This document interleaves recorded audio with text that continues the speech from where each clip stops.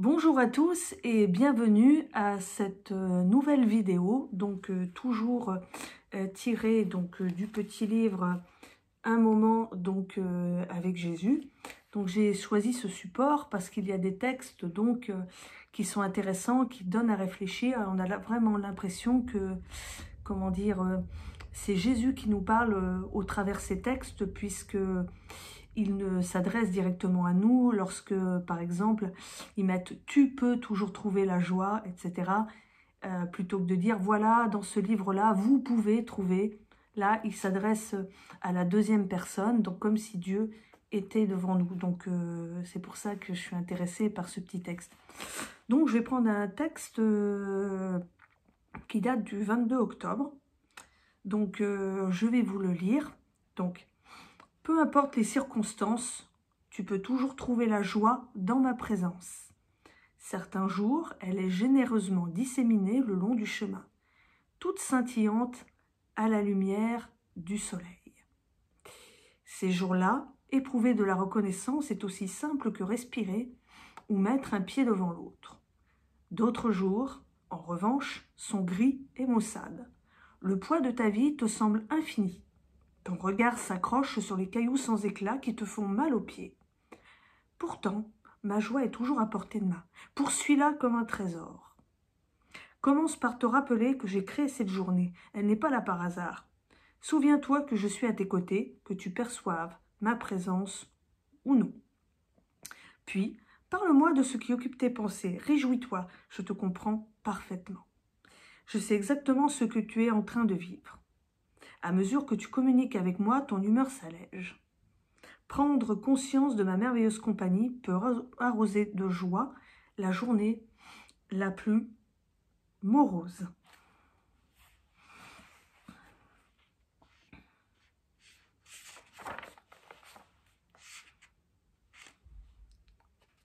Excusez-moi.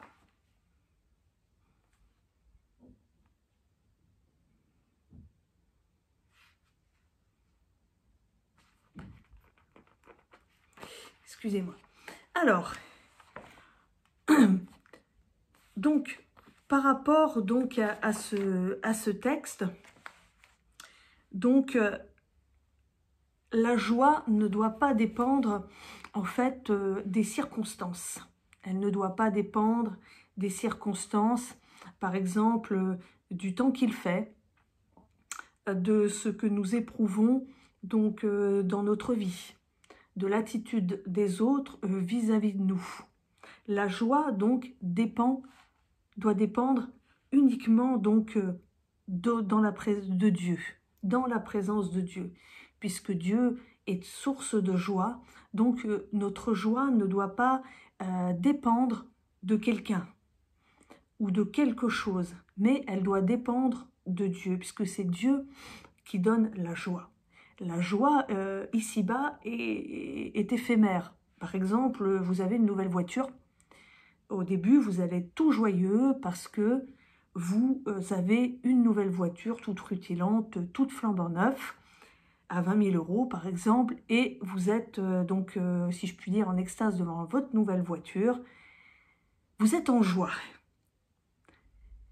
Mais cette joie sera passagère, parce que quand votre voiture aura vieilli, qu'elle aura pris quelques petites rayures et tout, bon, vous la conduirez somme toute comme votre ancienne voiture, donc la joie sera éphémère. Voilà. Donc, notre joie ne doit pas aussi dépendre,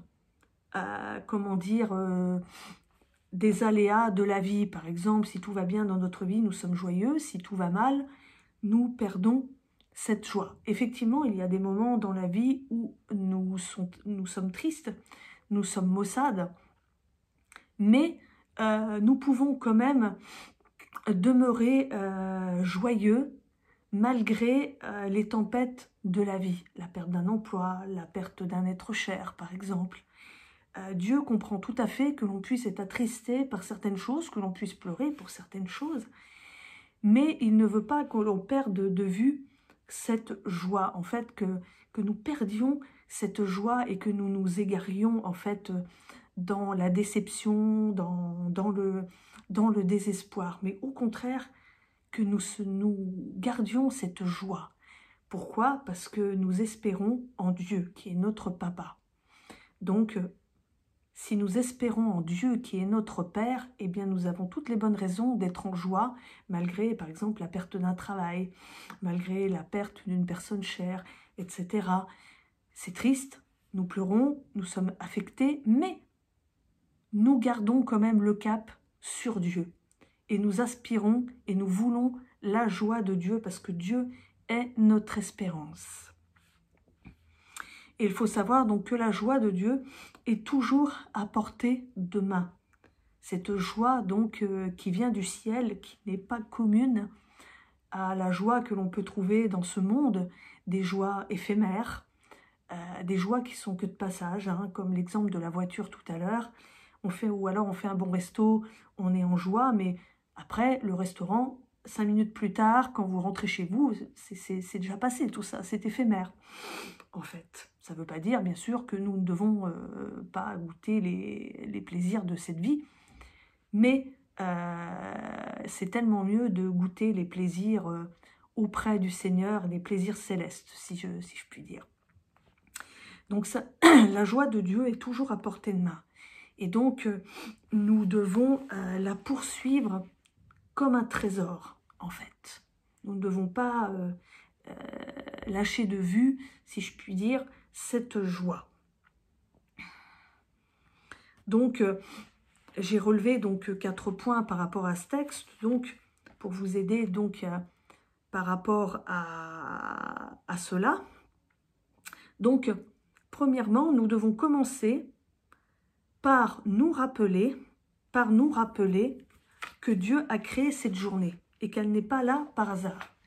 Donc si Dieu nous permet de vivre chaque jour, si ce matin vous vous êtes levé, c'est pas par hasard, c'est parce que Dieu l'a voulu. Et parce que vous avez votre utilité sur terre et votre mission à accomplir. Le jour où votre mission sera terminée, là vous repartirez avec Christ, avec Dieu. Pour ceux et celles qui l'ont accepté, bien sûr, comme Sauveur et Seigneur. Donc il faut se rappeler que cette journée, elle n'est pas là par hasard. C'est la journée que Dieu a faite pour vous, pour toi, pour moi. Il faut se souvenir également que Dieu est toujours à nos côtés. Parfois, que nous percevions sa présence ou pas. Parce que parfois, nous recherchons trop, en fait, les choses qui sont sensationnelles, en fait. Nous imaginons que Dieu n'est pas là parce que nous ne le sentons pas. Nous ne sentons pas de chaleur, nous ne sentons pas de frisson, nous ne sentons pas ceci ou nous ne sentons pas cela. Et de ce fait, nous pensons que Dieu est absent. Alors que non, Dieu est omniscient, omnipotent et omniprésent. Il n'est pas absent. Dieu n'a pas besoin de se prouver pour que nous sachions qu'il est là, en fait. Dieu se manifeste tantôt d'une manière, tantôt d'une autre. Donc nous pouvons avoir des sensations, des manifestations de sa présence, ou bien nous n'avons pas de manifestation, mais ce n'est pas pour autant que Dieu n'est pas là. Il est constamment ici, là. Il nous entoure par devant et par derrière. Il est à nos côtés. Il ne faut pas hésiter à se confier en Dieu, en fait. Pour se confier en Dieu, j'en avais parlé dans une vidéo précédente, Dieu est un Père et il est capable d'entendre tout ce que nous avons à lui dire, en fait. Que ça soit de bonnes choses ou d'un peu moins bonnes choses. Par exemple, des soucis de notre vie. Dieu est capable d'entendre ces choses-là. Bien sûr, il ne faut pas se lamenter sur ces choses, parce que Dieu n'est pas un bureau des plaintes. Dieu accepte avec joie de nous écouter, mais nous ne devons pas demeurer, par exemple, si nous avons des soucis, dire nos soucis à Dieu, c'est bon, mais se complaire toute la journée à répéter les mêmes soucis au Seigneur, le Seigneur le sait, le Seigneur comprend. Et c'est un bon Père. Dieu n'est pas sourd, en fait. Et il va agir. Donc nous ne devons pas hésiter à parler de ce qui nous préoccupe au Seigneur. En parler avec lui avant de sauter sur le téléphone pour se confier à Pierre-Paul Jacques qui n'auront pas forcément la solution à nos problèmes, en fait. Celui qui détient les solutions, c'est le Seigneur. Bien sûr, comme je le disais dans une vidéo précédente, le Seigneur envoie aussi des personnes pour nous exhorter, pour nous édifier, pour nous faire du bien. Parce que c'est là, quand il est écrit dans la Genèse, il n'est pas bon que l'homme soit seul, ce n'est pas adressé seulement par rapport au mariage, mais c'est que Dieu a senti le besoin de l'être humain d'être en contact avec ses semblables. Donc voilà, donc nous devons nous réjouir parce que Dieu comprend parfaitement et il sait exactement ce que l'on est en train de vivre. Et Dieu ne fait pas que savoir et que comprendre. Dieu également agit. Donc sachant que nous avons un Dieu qui est capable de tout comprendre, qui est capable d'agir, pour qui, pour qui il y a toujours une solution. Un être humain est limité. Si vous vous confiez à votre papa biologique ou à votre maman biologique, effectivement, elle va vous encourager, il va vous encourager, mais il n'aura pas en lui la solution parfaite de Dieu. Et il y a des choses pour lesquelles votre propre père, votre propre mère ne pourra absolument rien faire, rien solutionner en fait. Et il n'y a que la main de Dieu qui peut agir dans tel ou tel cas. À mesure que nous communiquons avec Dieu, notre humeur s'allège. Parce que ça nous fait du bien d'être en contact avec notre Papa Céleste, comme un enfant qui est en contact avec son père biologique. Quand un enfant va pas bien, il va se tourner par exemple vers son père ou sa mère, et puis il va être réconforté, il va se sentir en sécurité. Et l'enfant qui pleurait il n'y a même pas 2 minutes, va sécher ses larmes parce qu'il y a son papa qui est là, ou sa maman.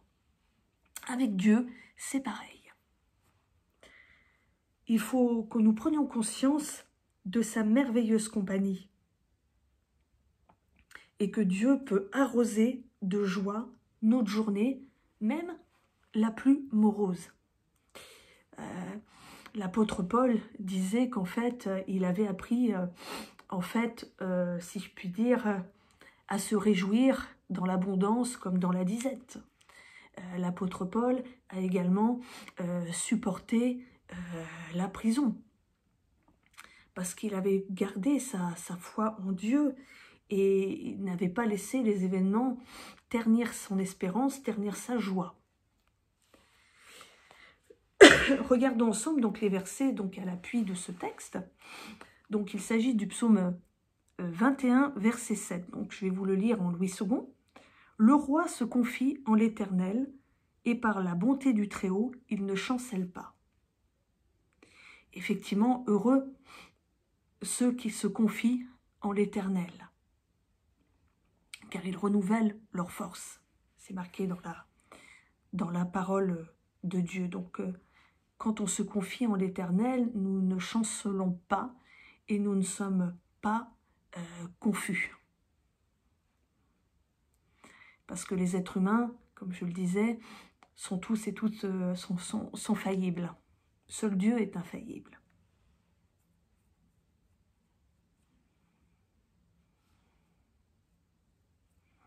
Et donc, le verset donc, en parole de vie, ça donne « Oui, le roi fait confiance au Seigneur, l'amour du Dieu très haut l'empêche de tomber. » Oui, c'est son amour qui nous maintient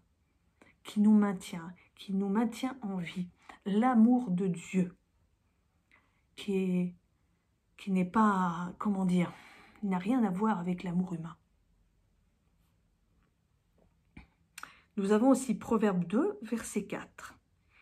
Si tu la cherches comme l'argent, donc la parole de Dieu parle de la sagesse, si tu la poursuis comme un trésor. Et en version parole de vie, donc Proverbe 2, verset 4, cours après la sagesse comme après l'argent. Cherche-la avec soin comme on cherche un trésor. Oui, nous devons aspirer donc à être sages, à se laisser guider par Dieu, à être posé, à être réfléchi, ne pas s'emballer pour un oui ou pour un non, ne pas laisser nos émotions nous comment dire, pourrir la journée, si je puis dire, et nous entraîner là où Dieu ne veut pas que nous allions. Voilà, j'espère que cette petite exhortation vous aura fait du bien. Je vous souhaite une belle après-midi et je vous dis à très bientôt pour une nouvelle exhortation. Que le Seigneur vous bénisse tous et toutes. Au revoir.